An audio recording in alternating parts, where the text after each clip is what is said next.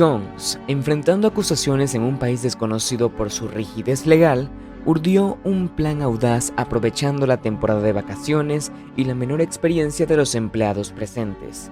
El relato se torna tenso mientras Gons espera en una caja de instrumentos musicales oculto en un jet privado.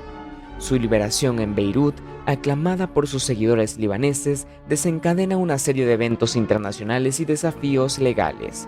Con órdenes de arresto de Interpol y la intriga de la diplomacia en juego, la historia de Gons se convierte en un intrigante rompecabezas global con la verdad aún por descubrirse. Veamos un poco más. La historia de hoy es sobre Carlos. Se ha oído hablar de este nombre en los últimos años porque su historia es ampliamente conocida. Carlos Gons es un hombre de origen libanés y tiene 3 nacionalidades: libanesa, francesa y brasileña. Después de graduarse en Francia, consiguió un trabajo administrativo en Michelin, una conocida empresa francesa de neumáticos para automóviles. Carlos era un gran trabajador. Siguió siendo ascendido hasta convertirse en el jefe de la división americana de Michelin, un puesto muy estimado, ya que Michelin era una empresa francesa que tenía una fuerte relación con Renault, la empresa automovilística francesa más grande de la época.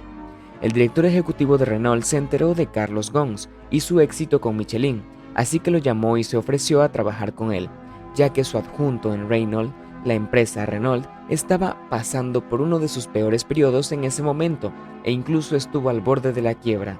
Pero un año después de que Carlos Gons se uniera a la empresa, todo cambió y nuevamente empezó a obtener ganancias. Todo esto fue posible gracias al estilo dominante de Carlos Gons, que dependía de eliminar excesos inútiles en la empresa.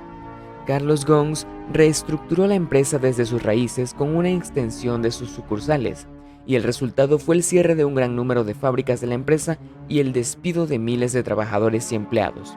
Un grupo de trabajadores protestó en varias regiones y países donde se cerraron las fábricas. Carlos Gons fue una vez apodado el asesino de costos por los medios franceses. El hombre obtuvo un método severo y misericordioso que utilizó principalmente para cortar todas las fuentes de pérdidas sin tratar de solucionar los problemas. De esta manera, Carlos logró sacar a Renault de su crisis y hacerlo más poderoso que nunca. Después de todo este éxito, Carlos Gons quería expandir el negocio y convertirlo en un rival formidable para muchos otros fabricantes de automóviles como Ford, Toyota, etc., las empresas más poderosas del mundo. La idea era formar una alianza con otra empresa internacional que fuera muy conocida y tuviera buena reputación alrededor del mundo. Carlos Gons le puso el ojo a Nissan, una empresa japonesa que, aunque famosa en ese momento, estaba pasando por una crisis mayor que Renault. Cuando Carlos va y toma su liderazgo, Nissan tenía una deuda de $20.000 millones. Imagínese que solo 3 de los más de 50 modelos de automóviles que producía eran rentables. Renault, bajo el liderazgo de Carlos Gons, hizo la oferta para comprar una porción considerable de Nissan en un esfuerzo por rescatarlos de su crisis actual. Esto convertiría a Renault en la parte controladora de Nissan, y como saben, los japoneses son conocidos por su gran orgullo por su identidad en la industria. En circunstancias normales, habría sido imposible permitir que una empresa extranjera como Renault adquiera la participación mayoritaria. Imagine que ningún banco japonés concedería un préstamo a Nissan debido a las crisis asfixiantes que afrontaba la empresa. Todos anticipaban su colapso y todos sabían que echar una mano era un poco arriesgado. Solo Carlos Gons y Renault estaban abiertos para ayudar a Nissan. Carlos Gons se comprometió a devolver el negocio a su estado anterior dentro de un año y a pagar todas las deudas pendientes al cabo de 3 años. De lo contrario, dimitiría y abandonaría permanentemente la empresa. De hecho, Nissan aceptó el trato y aunque tales cosas estaban fuera de sus límites, deshacerse del timón de la compañía parecía la solución. Lo mejor que se podía hacer en ese momento lo vieron como el único que podía llevar a cabo la operación de fusión sin problemas. De hecho, Carlos quería que cada empresa mantuviera su propia identidad, pero los japoneses lo vieron como una fuente de amenaza, y esa fue principalmente la razón por su reacción e intentos de incriminarlo. De la noche a la mañana lo convirtieron del héroe que salvó a la compañía en un villano corrupto, no solo en Japón, sino incluso en Francia. Distorsionaron completamente su imagen frente a la gente y la opinión pública. Lo extraño aquí es que los franceses, se supone, el gobierno debe defenderlo, pero por el contrario la respuesta de su parte fue el silencio. Incluso la empresa Renault, que salvó mientras era su presidente, no hizo ningún movimiento. como si de repente se hubiera convertido en una conspiración global en su contra. Durante este periodo, Carlos todavía estaba en prisión y la oficina del fiscal no tenía pruebas reales contra él. Estaban tratando de arrancarle una confesión de cualquier manera, por lo que lo investigaban constantemente. Estas sesiones de interrogatorio a veces podían durar 14 horas consecutivas, incluso sin la presencia de un abogado. Incluso amenazaron a su familia y a su esposa, amenazándolos con aislamiento en régimen de aislamiento y presionando en las investigaciones fueron sus métodos para lograr que Carlos confesara. Carlos fue literalmente tratado como rehén, sin embargo se mantuvo firme y negó todas las acusaciones. Cuando pasaron los 3 meses, el tribunal de Tokio lo permitió. Lo liberaron bajo fianza que era de 1.000 millones de yenes o 9 millones de dólares. Por supuesto, Carlos pudo pagar la fianza, no tenía otra opción, así que enfrentó y salió de prisión bajo mucha cobertura mediática. Los periodistas seguían siguiendo su auto hasta que llegó a su departamento. Fue casi imposible ocultar su lugar de residencia y las cosas quedaron así por varias semanas. Carlos y su familia no pudieron moverse libremente debido a los periodistas que rodearon el departamento. Durante ese periodo, Carlos Ghosn estaba ocupado preparándose para su próximo movimiento, recopilando información sobre lo que iba a realizar una conferencia de prensa el 11 de abril en la que iba a exponer todos los hechos y descubrir la conspiración tramada en su contra.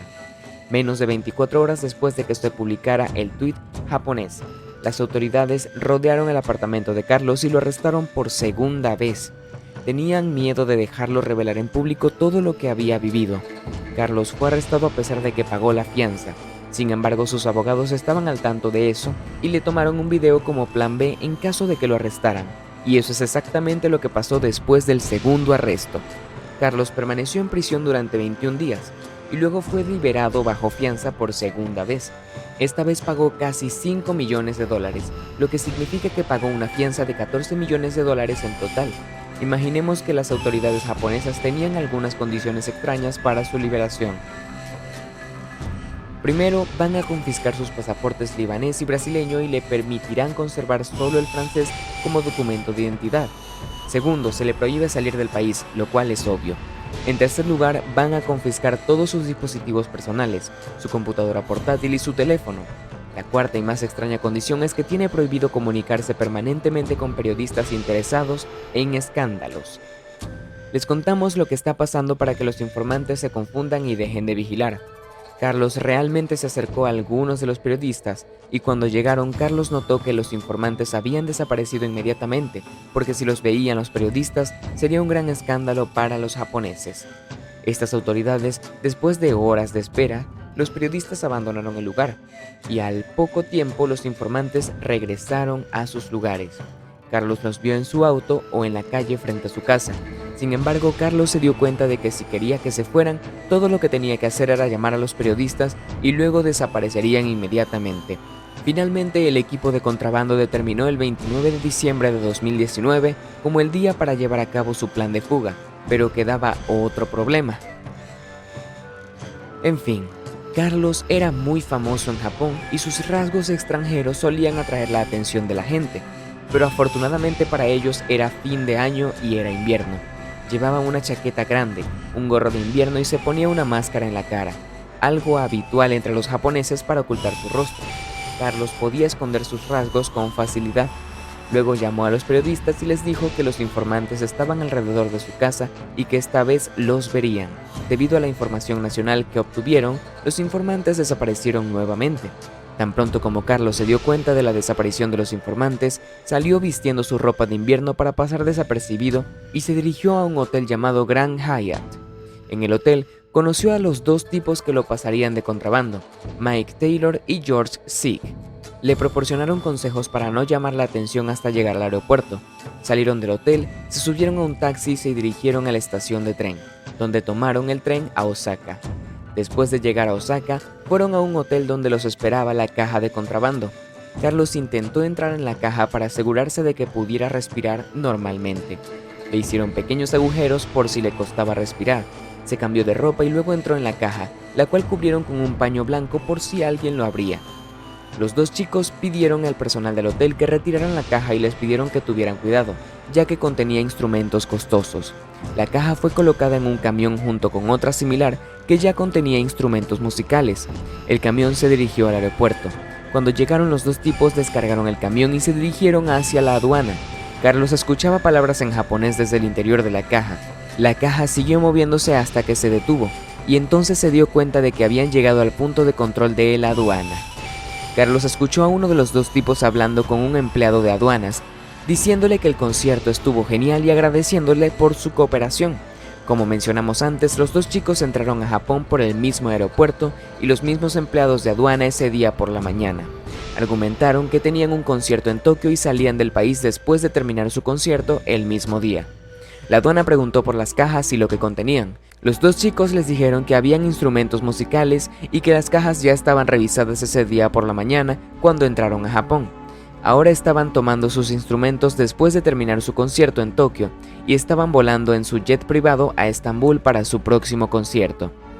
Uno de esos tipos les dijo a la aduana que sus instrumentos musicales debían manejarse con precaución, de lo contrario podrían romperse, ya que tenían otro concierto.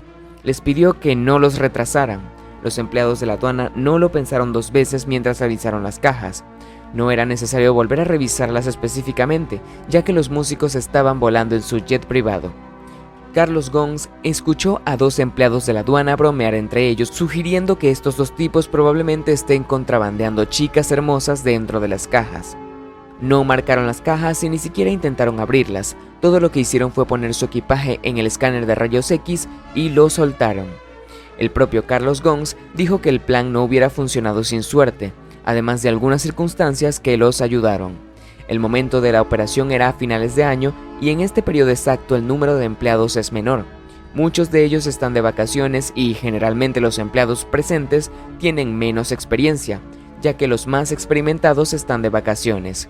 El equipo salió del aeropuerto con sus cajas y las cargó en su jet privado. Carlos tuvo que esperar a que el avión despegara para salir de la caja.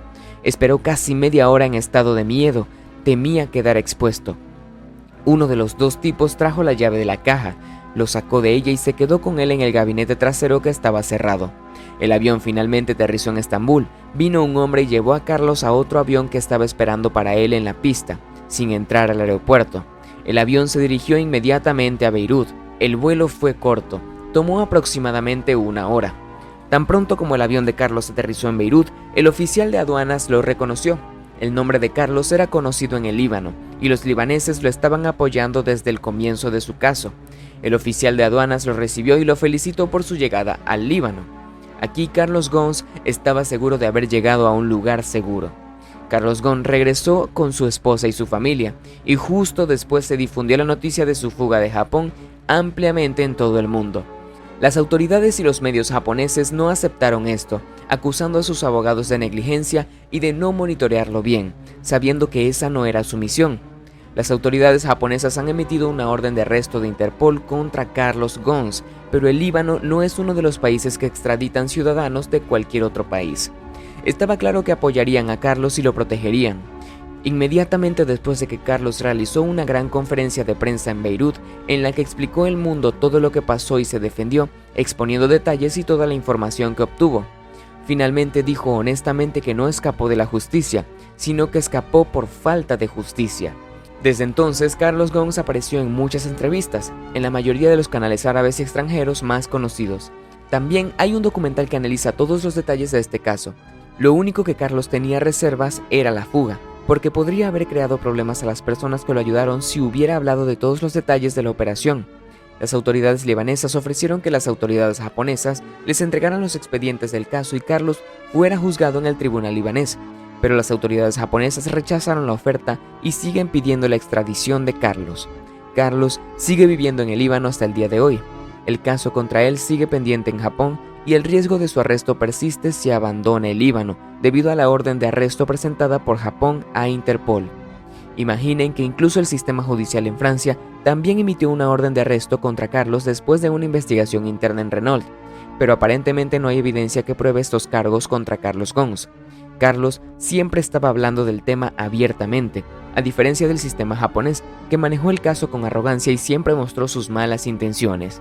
En general, nadie sabe toda la verdad a menos que un día se expongan todas las cartas.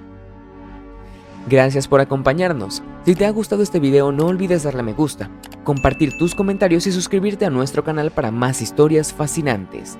Hasta la próxima.